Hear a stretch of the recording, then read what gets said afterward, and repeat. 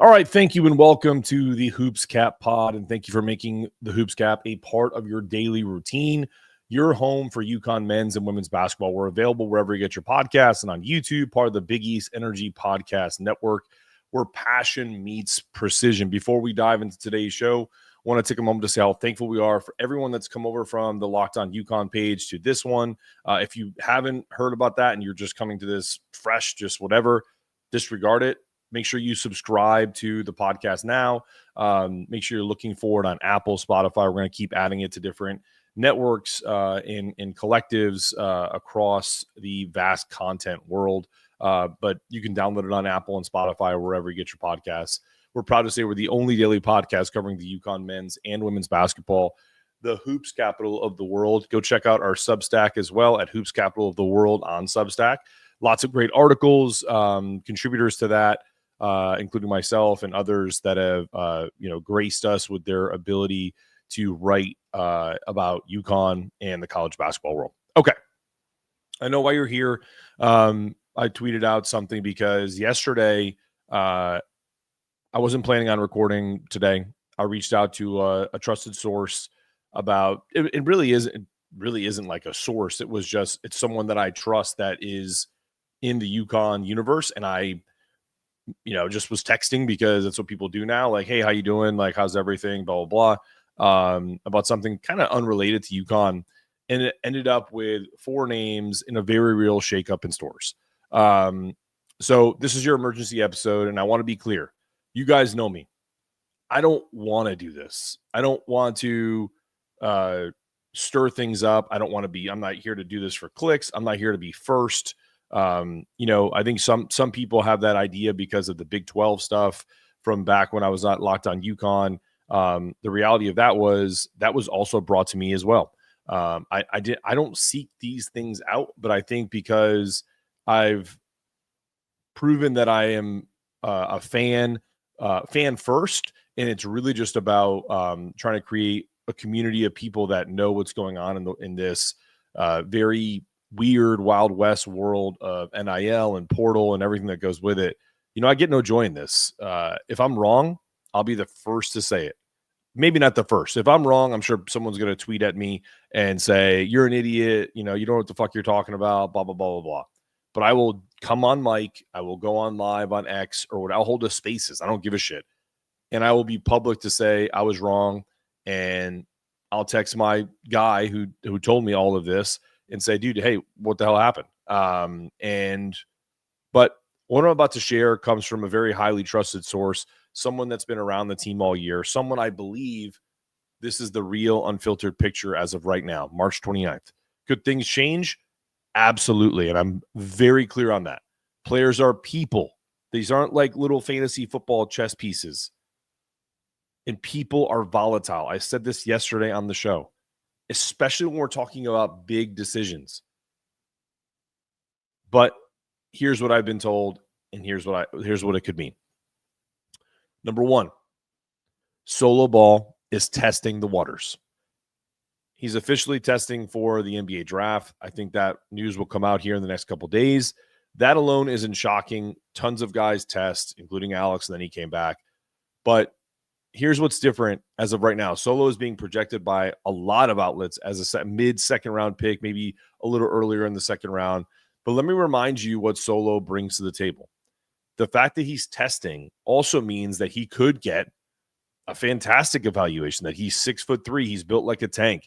He's got a 6'10" wingspan, an elite athlete who's now just scratching the surface. In the NBA, I don't think anyone really realizes this as much as those of us who are obsessed with college basketball know. They're obsessed with this kind of potential. We're talking about a guy who might not be elite defensively. We know that. But does it matter in today's NBA? No. Have you watched an NBA game? Sure. Are there guys like Steph Castle that come step right in and lock down Steph Curry and others? Absolutely. But what is he? What is Solo? He's an elite shooter. If you can knock down shots and space the floor, you absolutely have a chance to go high in the draft. So it's not far-fetched that Solo enters and stays in the draft, but right now it's an exploratory deal. But don't be surprised if the feedback is strong and he leans in. Maybe he leans in without hiring an agent. I forget how that whole process works, but I feel like there's a deadline there. Alex did that. But anyway, we move on. Number 2, Jayden Ross, true 50-50. Jayden is, and from what I'm hearing, 50-50 on transferring. Nothing decided, but the internal conversations are definitely happening. Now, here's what's key about this for me. Dan loves this kid. Coach Hurley has talked about him in press conferences, went out of his way to say that scouts have come in and said, hey, who's that kid? He loves his work ethic. He loves the upside. He loves his ability to kind of keep practicing hard, even though his minutes waned as the season went on. And Ross wants to be great. And hell, we want him to be.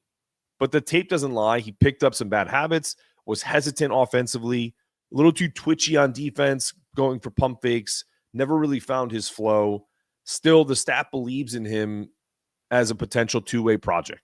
And I'm sure those conversations are happening right now. Will he be back? We'll see. I personally hope he comes back because now you'll have a third year in the system. He's been through all of it. He's won a national championship as a freshman, albeit as a bench player. He played a little bit last year. They put him in certain situations, situational basketball. I think he's ready for a bigger role. Some people think that's a terrible take. That's fine. I like the kid. I think you have to be thinking about this from a culture standpoint. He is the culture of UConn. He wants to be here. I'm sure there's other people who are like, man, hey, go someplace else where you can actually play and get your brand up. I know people hate to hear that, but that's probably what's happening. I don't know Jayden Ross. Again, this is a third-party person telling me about what's going on. But from what I've heard and what I have learned about Jayden Ross is that he is the ultimate team guy. He's the ultimate glue guy. And I want him back in a Husky uniform. And I'll just say it. No matter where I go with this list, I want all of these guys to come back. So, next one. Aidan Mahaney, 50-50. This one's a little layered. The promise of Aidan, the guy who could kind of bail you out when the offense broke down, never fully materialized this year. And that hurt the Huskies. And that's also, but it's not black and white because it wasn't on him fully. He had to have been brought in and think about this from this perspective. There's already 7 guys that were still left on this team. They lost 5 guys, obviously, but there was still, you still had Solo, you still had Hassan, Alex, you still had Jay Ross, you still had Jay Stu, you still had Youssef. So all of these guys that came back from a team that just won a national championship that added a Cam Spencer, that added a couple years back a Tristan Newton and a Naheem Aleem, Joey California, all of these guys. Now they're looking at Aidan Mahaney, a guy who's almost a 14-point per game scorer in both years at St. Mary's, as all right, we got our scorer. We got our guy that if something breaks down in the offense can get us a bucket. Again, didn't materialize. He was hesitant. Could be culture. Could just be he's not used to the physicality of the Big East. There are a lot of things you could point to. I think for me, it was more indecisiveness because I've shown clips of this guy in the NCAA tournament, Aidan Mahaney, against our own Andre Jackson, who is an elite defender, blow by him and get a layup at the rim, essentially over Donovan Clingan. So what I'm saying to you is not over him because he's not jumping, but essentially making a layup high off the glass against a Donovan Clingan. In that St. Mary's game, he was an elite player against a team that won a national championship, a Big East team, our team. Dan and the staff, I think they see the value. Bringing Aidan back provides a veteran voice, someone who can tell the incoming freshman, I've been through the fire, it gets better. That matters. Was he the Tristan Newton, Cam Spencer remix we were sold on? Absolutely not. And I think that Dan has owned that. He's owned that space. But on the flip side of that, he did down the stretch help create the space for Hassan to break out late and allow him some time to get his knee right at the best possible way.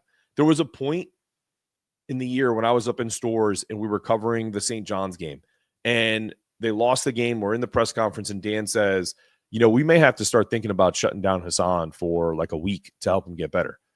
Now, it was a collective effort, but Aidan was a part of that bench play that allowed Hassan to get the rest he needed in games so that he could be basically one of the better point guards on the court, playing against a Walter Clayton Jr. in that Florida game. That was the best game of Hassan Diarra's life in terms of just a floor game, the ability to pass, the ability to shut people down, to score when needed. And he's not that guy. Like, I love Haas. He's a warrior. He's a legend in UConn history. But Aidan and the team helped that situation be facilitated. So there's that. Now, here's the headline. Tarris Reed Jr., former top 30 recruit, is expected to enter the transfer portal. Listen, Reed wasn't coached well at Michigan by Juwan Howard and staff.